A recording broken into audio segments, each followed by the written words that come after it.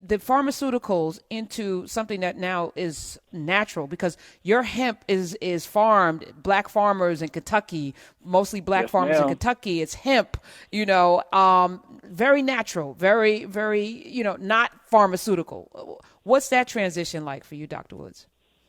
I think the transition is great. I mean, as an anesthesiologist, a lot of patients come to us, and a lot of people in the country, they're stuck on narcotics, and people are looking for alternatives. They don't like the side effects, they don't like the addiction profile, and pain is real. It's not going away. This is part of our lives, and I thought that we need alternatives and healthy solutions, organic solutions. And when we got the team with Radical 200 Institute, which is part of the greatest, hemp pilot program, which is the Kentucky hemp pilot program. They're our source, saying for our hemp and our CBD isolate. It was just a great combination, and I think that when you put your family and your friends and consumers at risk with products, you got to stand behind them. And as well as supporting our community, the black community, get the black farmers, this is a win-win. So it was no doubt that I was going to be part of this, because what opportunity do I have to see a sea of color in this industry? It's just unprecedented. Let me tell you, when Brad sent me this box, didn't tell me he sent it to me, and then called me a week or two later, did you get the box? And I'm like, this product, first of all, the packaging is dope. The product itself is amazing. But then he's like, black farmers, and then he put me on the phone with all these black doctors, and it's like, we need to have this network. And I've been talking about it with Dr. Hervé and Dr. Yatnana Yao and others. Like, we need to, more so than and this was before there was a pandemic. I've been talking about we need to have our own medical facilities and people who care for us in our community. We need to have that, because we don't. And it's showing now what that looks like. What No, do you say you're to right. that, Dr. Woods? So I'll tell you this. You asked me why I want to be an anesthesiologist, though, but you didn't get to the question of why I wanted to be a physician. My mother, who was a school teacher for 35 years, my grandfather was a school teacher all his life. Education was key in my family, so I wasn't going to go nowhere besides anything that gave me lifelong learning. But the day, I was a freshman quarterback in high school. I got injured. I was sitting on the couch. My dad's like, get up. I was like, Dad, I can't get up. And he's like, well, I'm going to make a phone call.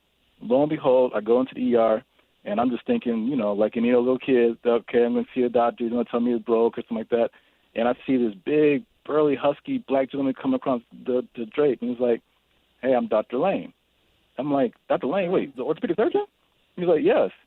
And from that moment right there, my eyes lit up. His son and I became best friends. And he's one of the first many mentors that I've had in my career. And Dr. Adrienne Williams is an anesthesiologist. She was a mentor for me as far as anesthesia and gave me the ropes right there. And the history goes on. It's just, you pick those mentors, and when you see them, then kind of goes full circle what we're talking about right now. When you see people like us in our industry and people of color with you, and you're trying to give them things that they are seeking and helping them as far as their pain, I kind of look at a three-pronged approach. It's the mind, the body, and the soul.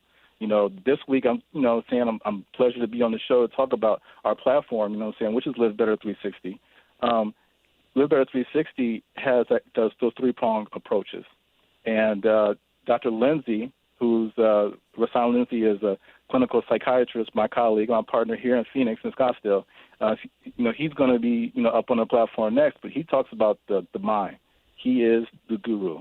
And then for me, I try to put the soul in it is sleep. People need sleep. And once you can reset your body, you're never going to start off, being who you need to be. And then obviously pain is the body. We got to treat it well. The largest organ of the body is the skin. And as you say, Aromatheory is an excellent product. I haven't heard anything about it. I use it myself. And I'm talking about, even light-skinned people can get ashy. So I want to make sure I'm not going to be out there looking bad either and having Karen talking about me. But you understand what I'm saying. It's a three-pronged approach. And I think that's what Live Better 360 is about, is having organic products created by great science and bring it to the consumer for what they need. Doctor, this is Lurie Daniel Favors. It's such an honor to be on with you. My training is as an attorney, and so I have the view of the world that is very litigious, as we were talking about just earlier. But a very dear friend of mine is a black cardiologist here in the state of New York, and as we were sort of talking about a lot of the experiences that he's seeing in the hospital as a result of this pandemic, one of the things he said was that, it's one thing to have a lot of black doctors, but we don't have power within the medical industry, and we have to create avenues outside of the medical industry in order for us to be able to really maximize the potential of the knowledge that we have. Based on what you're doing with the black farmers and the products that you're creating and the programs that you're creating that exist sort of outside of the traditional hospital experience, what do you say about that, and what should black doctors be thinking about if they want to not just work in the healing space, but be able to do so in a way that can maximize their benefit to the community? Wow, that's a loaded question, but I'll start with this. You have to want it, number one. The doctors I see that are with me on panels and people who have made friends over the past 10, 12 years of my career, those are the go-getters. They want this.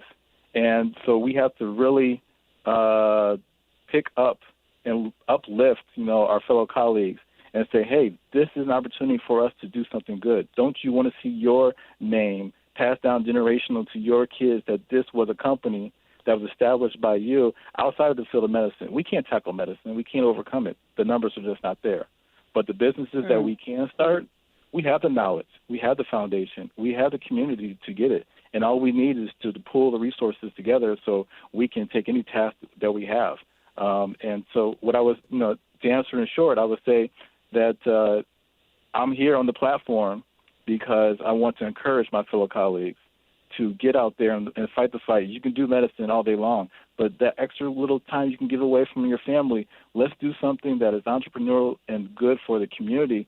And I think we will see a lot of better changes come, because you're right. When you get in the positions of power, you get in positions of where avenues that are not traditional to the minority, then you start piercing that veil, and a lot will be seen. And I think America is, the place to do it, is the land of opportunity. Let's get it.